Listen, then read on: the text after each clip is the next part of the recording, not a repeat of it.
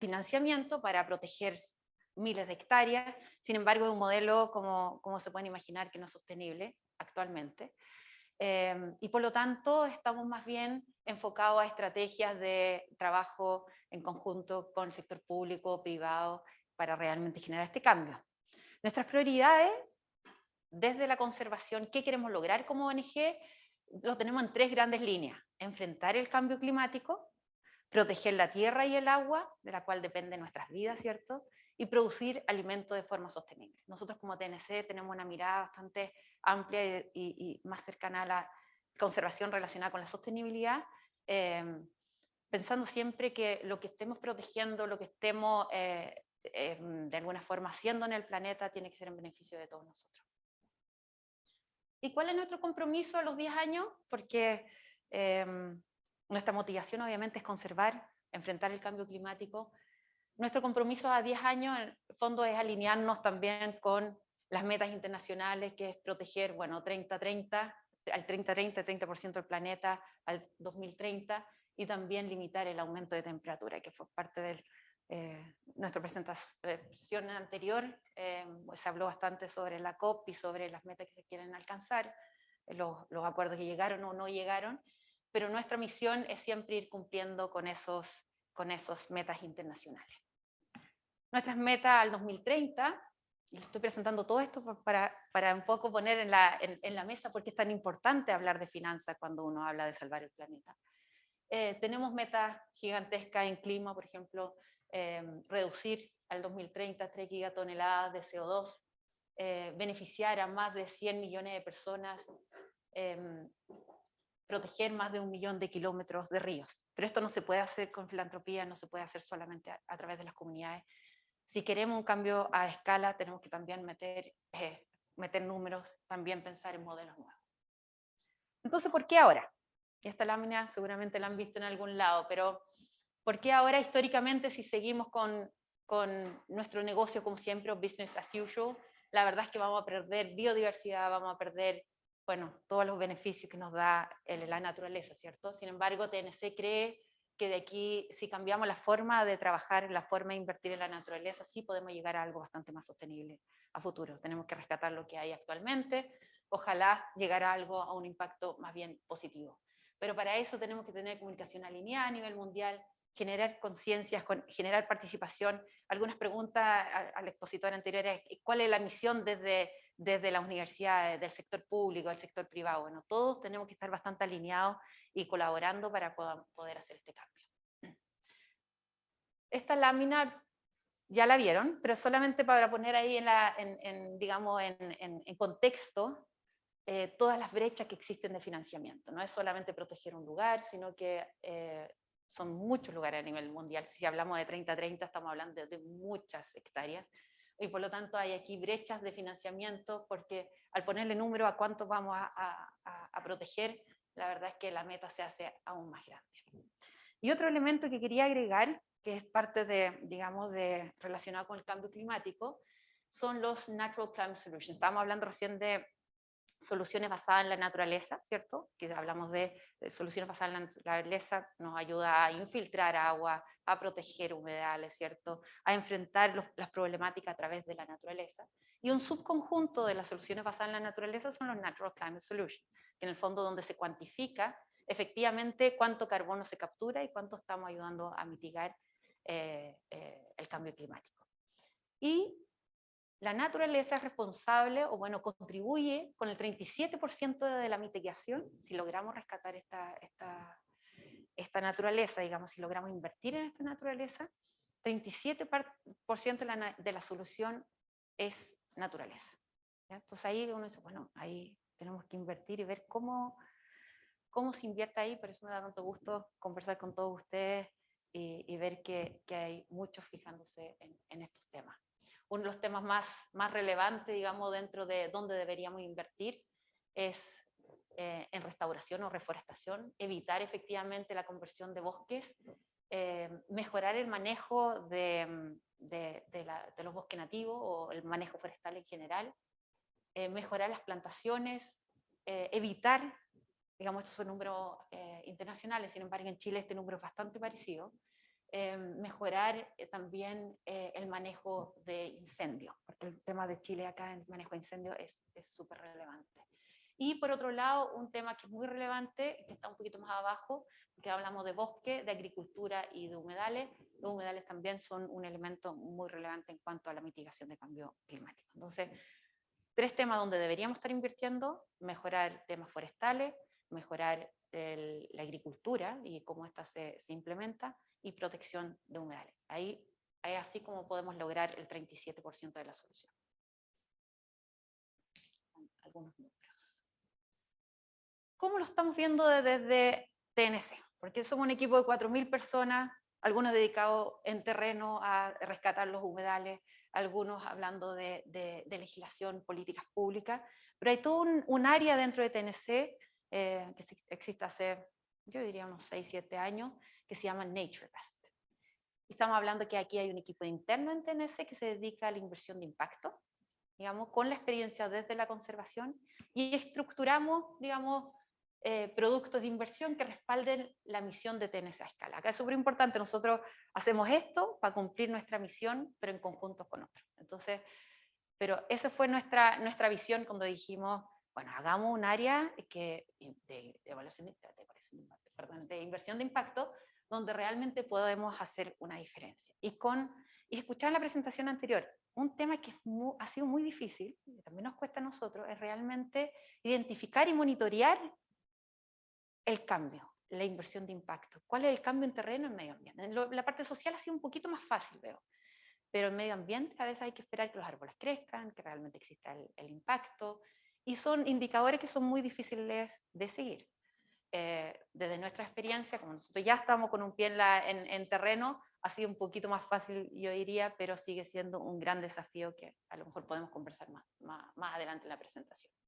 Hasta ahora hemos logrado estructurar y financiar vehículos de inversión que representan hasta 1.3 mil millones de dólares capital comprometido. Y ahí les voy a contar uno de los proyectos más grandes que tenemos, que también está implementándose acá en Chile, para dar ejemplos súper concretos de lo que estamos haciendo.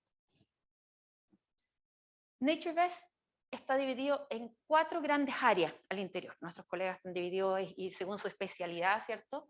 Algunos son el equipo de origination, que en el fondo son los que reciben las propuestas iniciales, porque ellos son los que identifican las oportunidades para el desarrollo de los vehículos de inversión privada comercialmente viables, o sea, desde la mirada de la conservación, pero son principalmente nuestros colegas economistas, revisan todas las propuestas y ven si tienen algún sentido desde la inversión de impacto. Y ahí nosotros desde la conservación muchas veces creemos que sí va a tener buena idea, pero ahí tenemos que conversarlo con ellos para ver realmente si puede tener un éxito o no. Y para invertir finalmente en agricultura sostenible, agua dulce, acuicultura, infraestructura y otras oportunidades de carbono, que es un tema también que ha sido relevante ahora último. También desarrollan e identifican estructuras de inversión, generan resultados muy tangibles de conservación, porque, como les decía, una de las dificultades es decir, bueno, estamos invirtiendo un peso acá, ¿cuál es el resultado de esta inversión de impacto? Ese ha sido el gran desafío, no es tanto los números, realmente después tomar los resultados tangibles y decir, bueno, esto es lo que usted como inversionista ha estado dispuesto a invertir, usted tiene un retorno menor a lo que usted esperaba, pero usted está salvando, digamos, este humedal.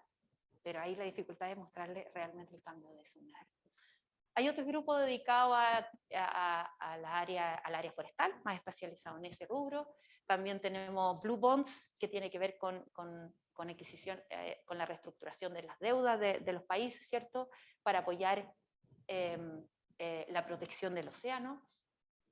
Y yo específicamente hoy les voy a hablar de Sustainable Water Partnership, que nosotros lo abreviamos SWIFT. De ahora en adelante lo voy a llamar SWIFT porque es muy largo ese nombre, donde estamos invirtiendo para gestionar aguas superficiales, subterráneas, ¿cierto? Protegiendo la naturaleza relacionada con proyectos agrícolas.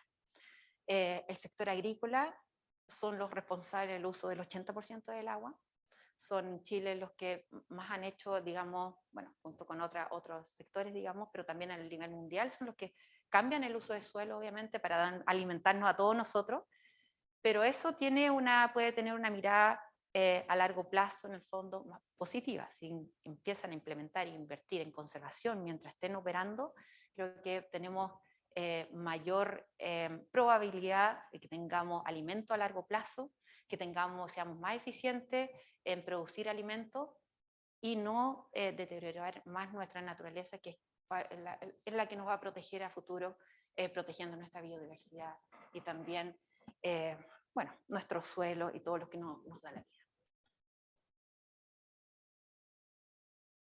Entonces le voy a contar un poquito sobre lo que hemos hecho nosotros como ONG, y yo creo que esto cuadra perfecto con la presentación anterior, porque hablamos de las ONG que están haciendo, el sector público que está haciendo, y la ONG estamos haciendo...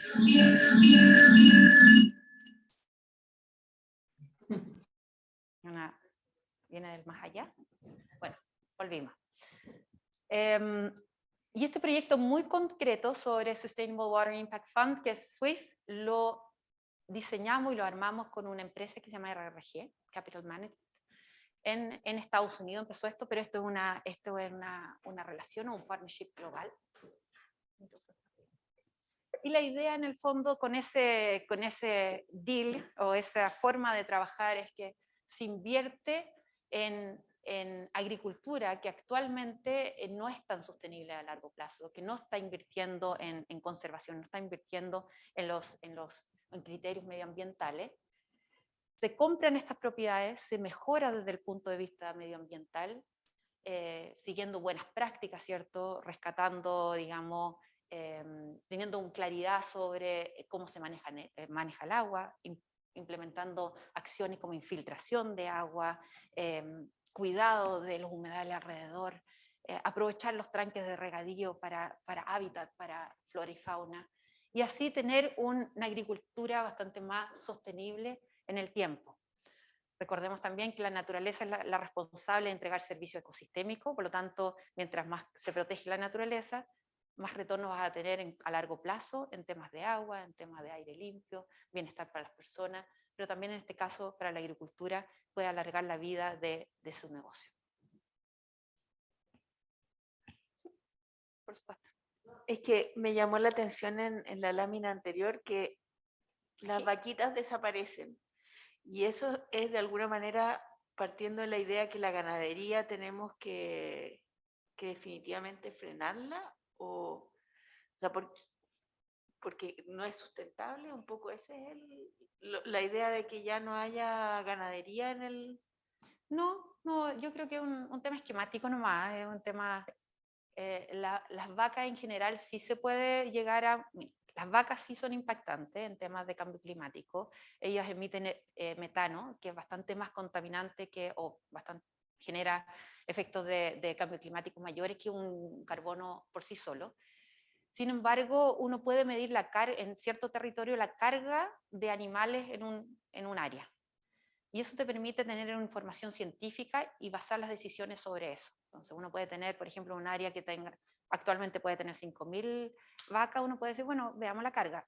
El pasto está creciendo nuevamente, está teniendo un ciclo regenerativo, o está realmente impactando el suelo, está impactando el aire y todo. Entonces, eso tiene que ver con un estudio científico y carga para determinar cuántas vacas se pueden mantener. Hay actualmente ganadería regenerativa, donde se aplica ciencia tanto en el manejo del alimento para la vaca y el manejo mismo de la ganadería en general. Pero no era el mensaje, pero sí, gracias por esa observación, pero no me había fijado que las vacas habían desaparecido. Pero sí aparecen otros animalitos.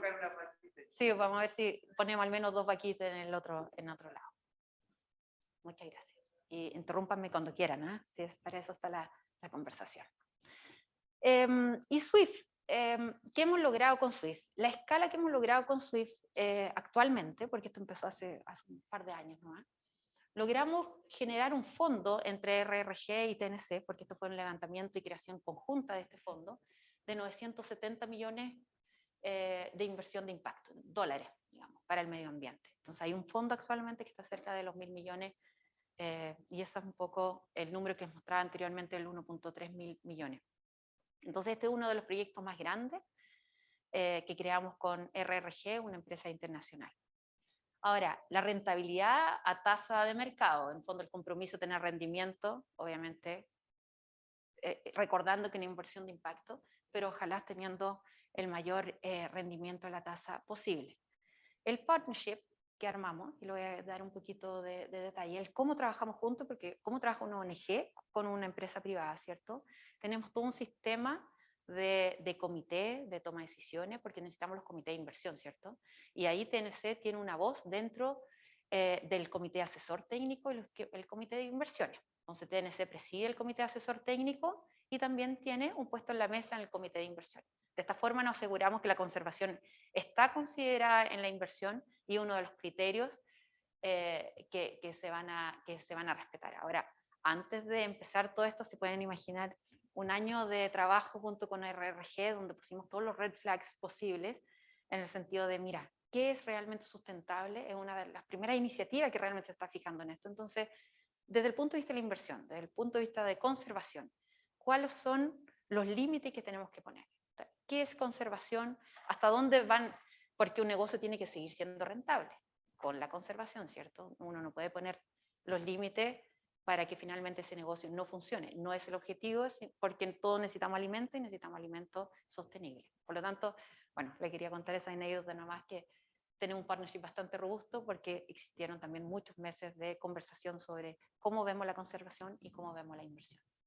Y también las estructuras de incentivos, hay parámetros de inversión que previenen daños, claro, lo que hablaba sobre los criterios, y también hay estructura de incentivo que recompensa los logros, el logro de conservación.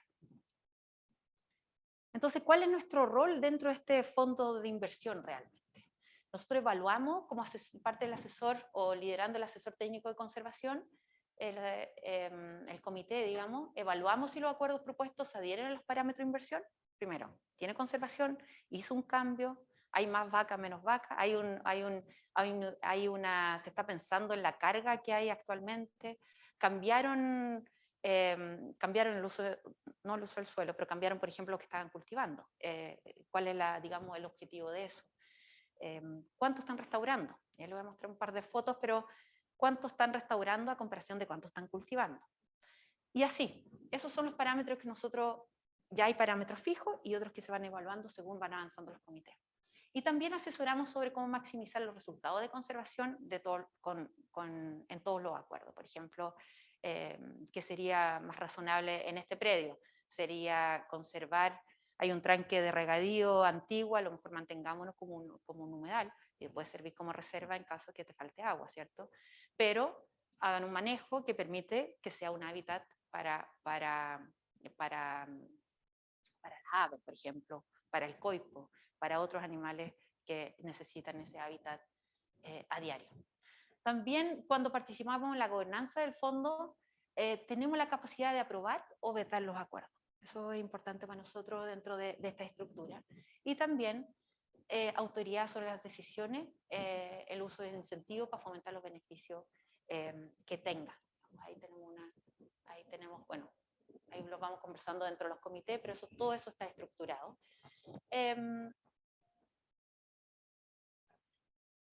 Como les contaba, estos dos comités, un poco repitiendo lo anterior, pero nosotros, y me interesa destacar esta parte de lo que nosotros hacemos como socios técnicos, vemos los parámetros de inversión, ¿cierto? Vemos todos los acuerdos propuestos, se también recomienda los resultados de conservación para cada acuerdo, o sea, le decimos, bueno, en este lugar, en la parte central de Chile o en California, nosotros hacemos este tipo de resultados, necesitamos este tipo de resultados. Y finalmente aprobamos los resultados de conservación que tienen que estar comprometidos antes que se compre la propiedad y tiene que ser parte del resultado de ese proyecto.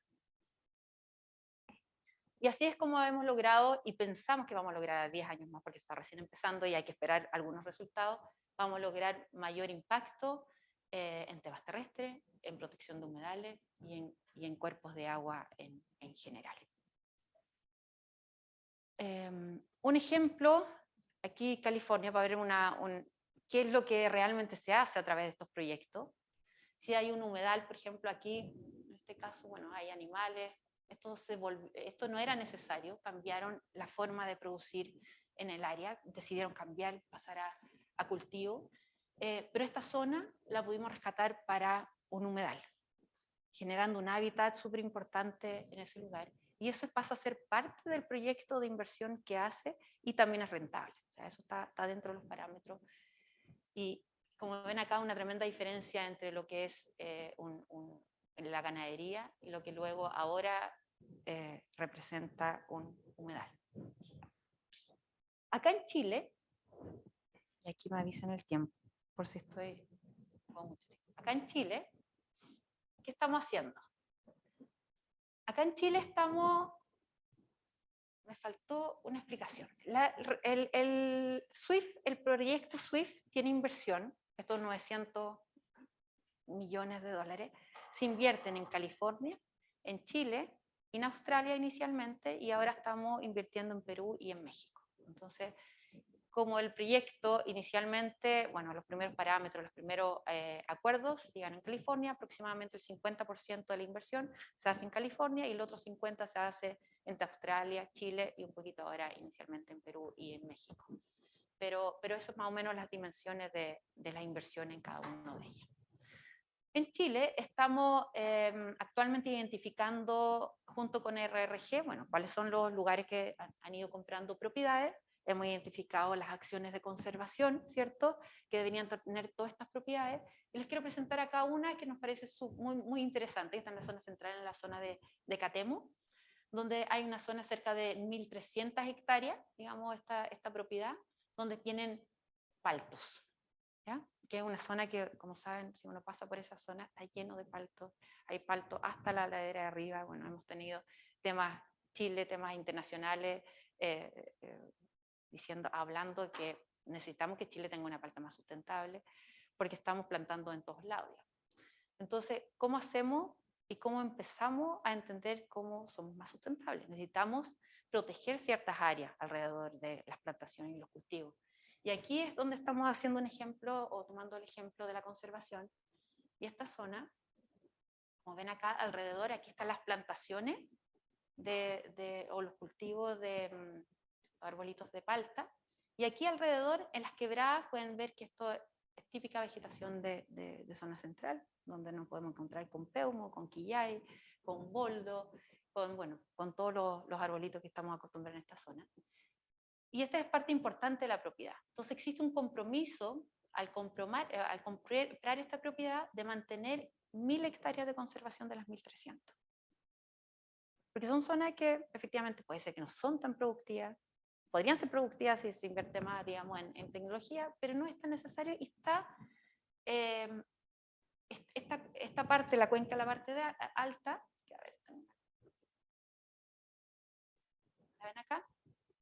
La parte alta es todo lo que ven en verde, esto es bosque nativo, que podría en el futuro transformarse en palta, pero no, esta cuenca, la verdad, es que está protegiendo el agua que finalmente llega a la agricultura. Porque las cuencas, cuando están protegidas con vegetación, con bosque nativo, captura el agua a través de la vegetación, ¿cierto? La infiltra y mantiene los pozos con más agua, mantiene los riachuelos con más agua y le da más sostenibilidad finalmente al negocio a largo plazo, porque mantienes tu riego, vas a tener agua por mucho más tiempo. Tanto una de las decisiones dentro de esta inversión es mantener el cultivo de palta, sin embargo, poner un derecho real de conservación en toda esta área de 1.000 hectáreas aproximadamente. Un derecho real de conservación significa una servidumbre que al fijarla digamos, en la escritura no se puede tocar nunca más, o sea, no se puede hacer el cultivo ahí a futuro, y queda, bueno, escrito queda escrito en piedra al final del día. Entonces, el próximo propietario que compre esta área va a tener que seguir respetando esta zona como área de conservación. Entonces, es un win-win. ¿Por qué? Porque se está protegiendo la naturaleza, se está protegiendo el servicio ecosistémico, que permite finalmente seguir cultivando y seguir haciendo agricultura, seguir comiendo palta como hacemos todos muchas veces en la mañana. Algunos aprendizajes que hemos tenido con los proyectos SWIFT. Primero, que es un gran experimento. Les puedo asegurar que mis colegas de Estados Unidos, cuando empezaron a armar el fondo, nunca se imaginaron que iban a llegar a 1.000 millones. Hicieron un tremendo esfuerzo, hicimos entre todos, pues todos los países participamos en armar los criterios, ¿cierto? Porque necesitamos considerar los criterios de cada uno de los países. Uno no puede decir en un país, mira, cumplamos con la legislación, porque cada país tiene legislación mejor o peor. Por lo tanto, una legislación, un criterio, respete la legislación en California, no es lo mismo que decir respete la legislación en Chile o en Perú. Por lo tanto, ha sido un gran experimento para nosotros ver cómo se arman este tipo de fondos y cuáles son los criterios que deberíamos ir respetando. El seguimiento, la evaluación y el aprendizaje son obviamente claves. Hemos ido aprendiendo todos los años, desde cómo relacionarnos con la empresa RRG, que hemos tenido una super experiencia, pero por otro lado, ellos aprendiendo de cómo relacionarse con la conservación y los colegas de conservación, ¿cierto? Entonces, todo ha sido un aprendizaje durante los años.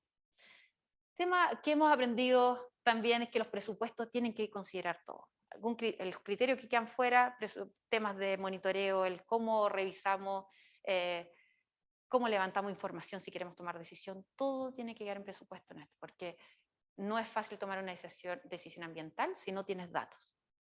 En un país pueden haber mucha más información, en Chile tenemos, la verdad es que estamos en un promedio, diría yo, o sea, tenemos un estándar medio en cuanto a información por cuenca, por lo tanto a veces tenemos que levantar estudios para tomar buenas decisiones, por lo tanto todos los presupuestos deben estar incluidos en la inversión.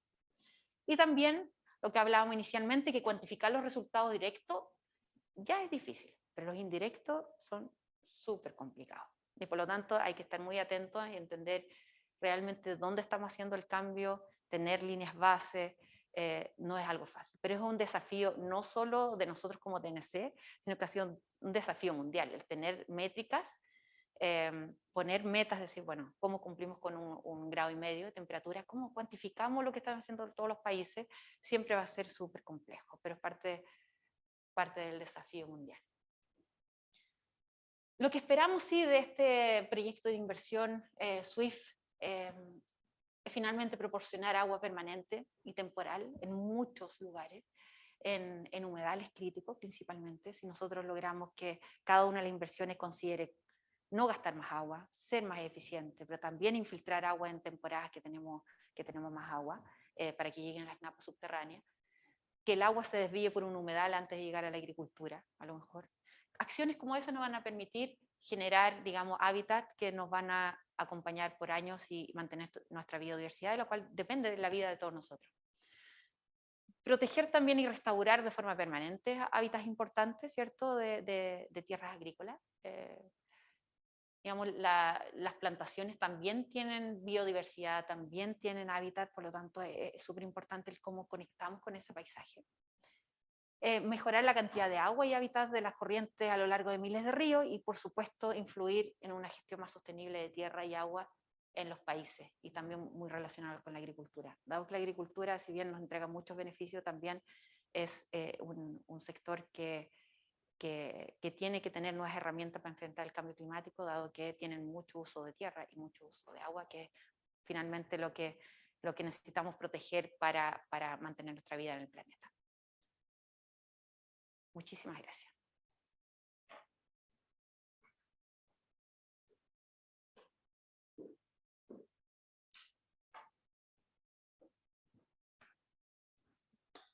Me quedo acá por si hay consultas.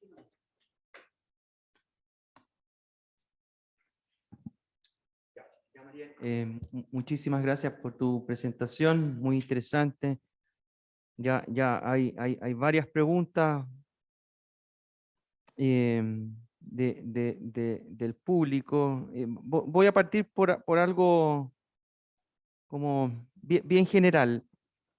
Pensando que TNC es la ONG de conservación más grande que hay en el mundo, ¿qué motivó el nacimiento de NatureBase? ¿Cuál fue el proceso interno que gatilló la idea de comenzar a trabajar de manera más seria en diseñar mecanismos que inyectaran inversión privada? El desafío de proteger, de conservar es gigante, o sea, no se puede hacer solamente a través de un trabajo de una comunidad, el trabajo financiado por la filantropía, tenemos que buscar otra forma de financiar la naturaleza. Y si uno mira los mercados, mira cómo, digamos, son los flujos de las inversiones y todo, creemos que asegurar que la naturaleza esté considerada en las inversiones, esté considerada en los presupuestos nacionales de los países, esté en los ojos tanto público como privado, nos va a permitir, digamos, ir conservando el planeta de mejor manera. No basta solamente con hacer colectas ni hacer, digamos, filantropía tradicional, que fue una muy buena manera de ir conservando y generando conciencia, pero creo que tenemos que dar un paso más.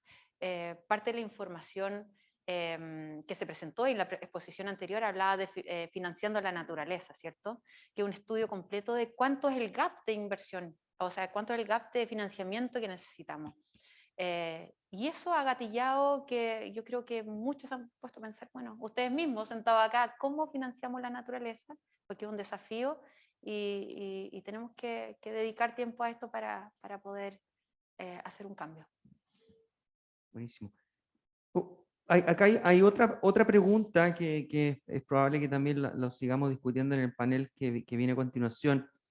Pero en esta idea de invertir en un proyecto que va a generar un retorno, pero que va a tener un impacto, ¿cierto? Incluso no solo en temas ambientales, sino que incluso en temas sociales. Y, en la experiencia de los proyectos que ustedes han podido desarrollar, ¿de dónde se originan los flujos que generan esos retornos privados? Al final es combinar lo que uno ya está haciendo con conservación, o es hacer que la conservación definitivamente genere retorno y genere esa rentabilidad que asegure también el impacto. ¿Cómo lo han abordado ustedes? Bueno, tiene que estar considerado dentro del negocio, dentro del modelo de negocio para que sea rentable. Ahora, por ejemplo, en África tenemos ejemplos que es más bien de impacto ambiental y social, digamos, donde se ha cambiado práctica de manejo de la ganadería, por ejemplo. Mejor manejo de la ganadería, digamos, protegiendo la vida de los animales, teniendo, digamos, un producto final, entre comillas, mucho más sostenible, de mejor calidad, que tiene mejor precio en el mercado. Y ha permitido que las comunidades aprendan eso, tengan nuevas prácticas de negocio y finalmente su negocio mucho más rentable.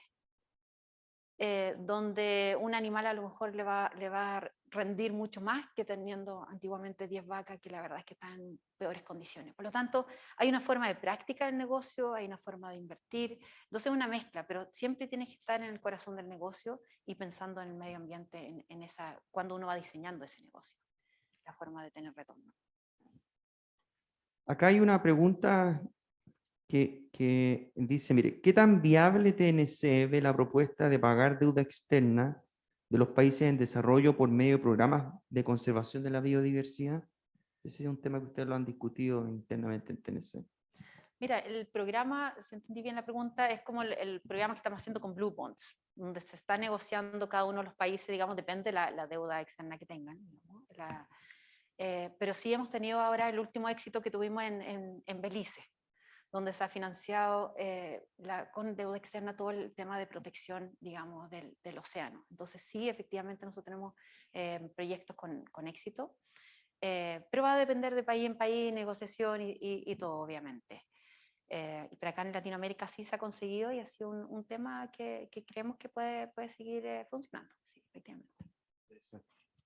Mira, acá hay una pregunta, dice, buenos días, me ha tocado trabajar en Europa con fundaciones conservacionistas en Proyecto Mailán para el proyecto global administrado por Mirova, un programa de la ONU, y los percibo de alguna manera complementarios.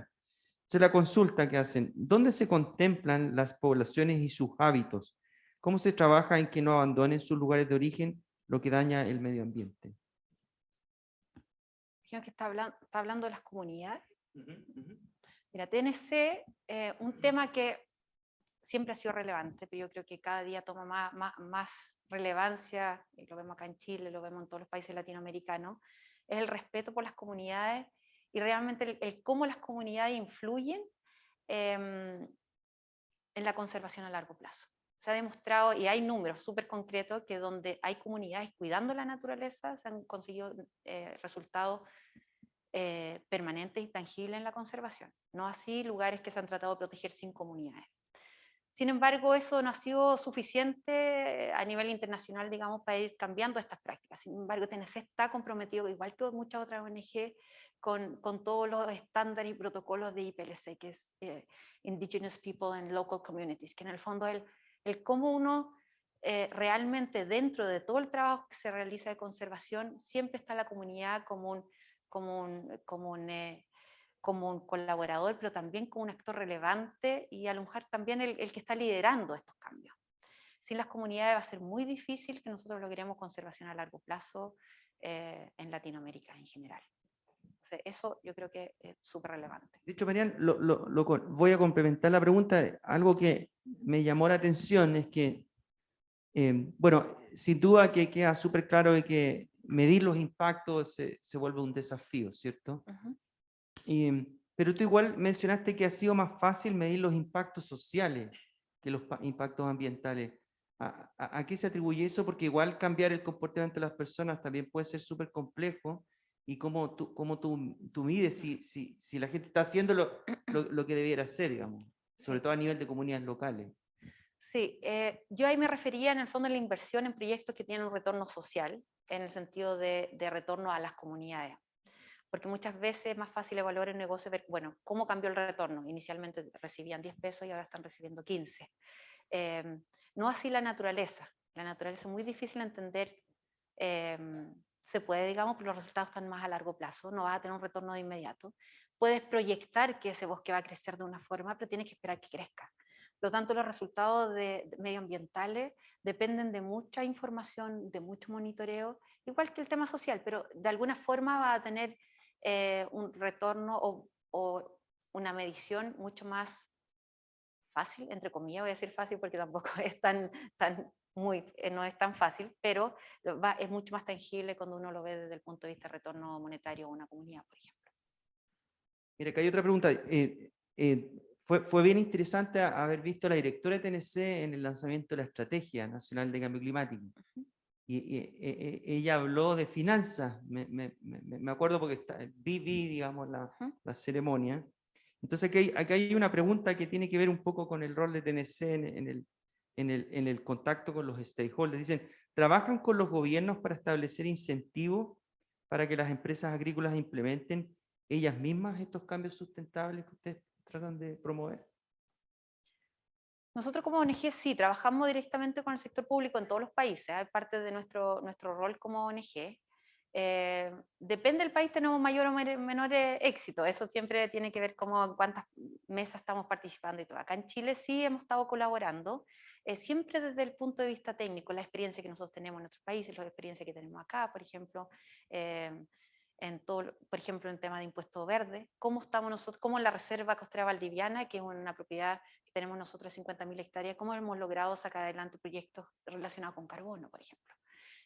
Cómo eso, las barreras que tuvimos inicialmente, las dificultades, para que eso se pueda tomar en cuenta en el desarrollo de las políticas públicas, que sea una experiencia, para luego no tener que, digamos, o tener más oportunidad, digamos, cuando salga un reglamento, salga una legislación, sea bastante más aplicable en la práctica. Entonces, siempre tratamos de aportar desde el conocimiento, desde la experiencia que nosotros tenemos, y por eso avanzamos muchas veces, tratamos de ser pioneros en generar estos fondos de inversión. A lo mejor lo hacemos a cosas que no nos ha resultado, tratar de compartirlo para quienes quieran también hacer un fondo como esto. Queremos siempre compartir nuestros éxitos, pero también nuestros fracasos. Y para ir cerrando ya, estamos en la hora. ¿Sí? Perdón. Sí, bueno, aproveche la... Aprendido. Marian, gracias por tu presentación, la verdad que es súper interesante, sobre todo nosotros que venimos del área agraria, ambiental y todo esto es obviamente nuevo. El riesgo, porque hablamos mucho de retorno y hay muchas prácticas, sobre todo de conservación. Yo tengo más conocimiento en temas agrícolas, y el riesgo ha ido aumentando producto de cambio climático. Entonces, estas prácticas de conservación, y en términos técnicos, digamos, se ha probado que tienden a disminuir el riesgo. Entonces, la venta no necesariamente es por retorno, quizá análisis, y no sé si han medido cuánto puede disminuir la volatilidad en los retornos, que también es un atractivo para los inversionistas. Sí, el tema de riesgo lo hemos conversado y voy a dar un ejemplo concreto dentro de las conversaciones, por ejemplo, con la empresa de RRG, porque nosotros presentamos las acciones de conservación, ¿cierto? Entonces, bueno, ¿y cuál es el retorno de esta cuenca? Y muchos de los argumentos se fueron efectivamente al riesgo.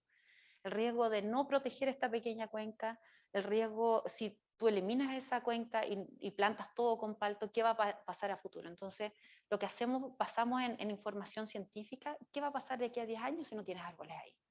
Aumenta la erosión, ¿cierto? Aumenta, probablemente no vas a tener captura de agua, y eso finalmente lo traducimos en metros cúbicos, y eso un poco para convencer, mira, estos son los metros cúbicos que te van a faltar 10 años más. Ahora, desde ese punto de vista, nosotros desde TNC hemos presentado el riesgo, digamos. Entonces, efectivamente es una forma también para argumentar mucho de estas inversiones, porque no es tan fácil, porque tienes que tener todos los argumentos, es un tema nuevo, es una conversación nueva, y que tiene que estar considerado dentro, bueno, de los parámetros también.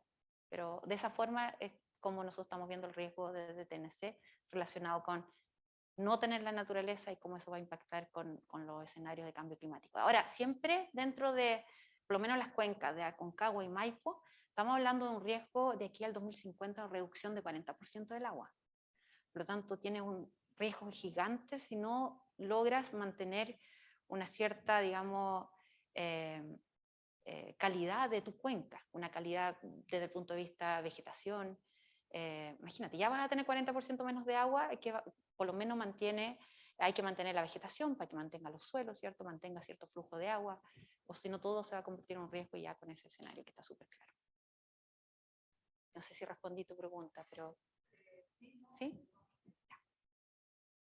Marian, acá hay otra pregunta. En Chile nosotros no tenemos muchas políticas ambientales, hay muchas políticas que son ambientalmente relevantes, que no es lo mismo.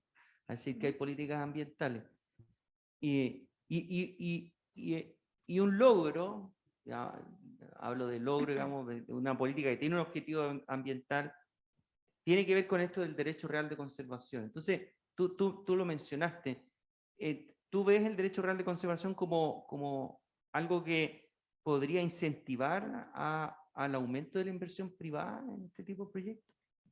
Nosotros el derecho real de conservación lo menciono porque TNC bueno, financió y apoyó el desarrollo del derecho real de conservación por muchos años, para que finalmente logremos, porque creemos que realmente es una forma de conservar a perpetuidad. En el fondo, una cosa es que yo como Marian ahora quiero conservar un lugar, pero al poner un derecho real de conservación permite protegerlo a perpetuidad o a cuantos años tú quieras, digamos, y eso genera una conservación a largo plazo, que es lo que finalmente estamos buscando. Todavía el derecho real de conservación le ha sido un incentivo para quienes están cerca de la naturaleza y quieren realmente tener un instrumento para poder hacer eso. Creo que todavía falta un paso, pero es parte del desarrollo de las políticas públicas, ¿cierto? Uno da un paso y en unos años más se da el siguiente paso, que es digamos, el beneficio tributario que esto podría tener. Entonces, ese paso falta para que realmente sea digamos, un incentivo mayor, que no necesariamente tengas que tener un corazón súper verde para proteger el lugar, sino que también tenga una mirada más desde los números. Bueno, con esto damos por terminado este bloque. Recuerden que a las 11:30 vamos a volver con un panel de conversación. Yo los dejo a todos invitados. Le agradezco a Marian por su participación y nos vemos en un ratito más.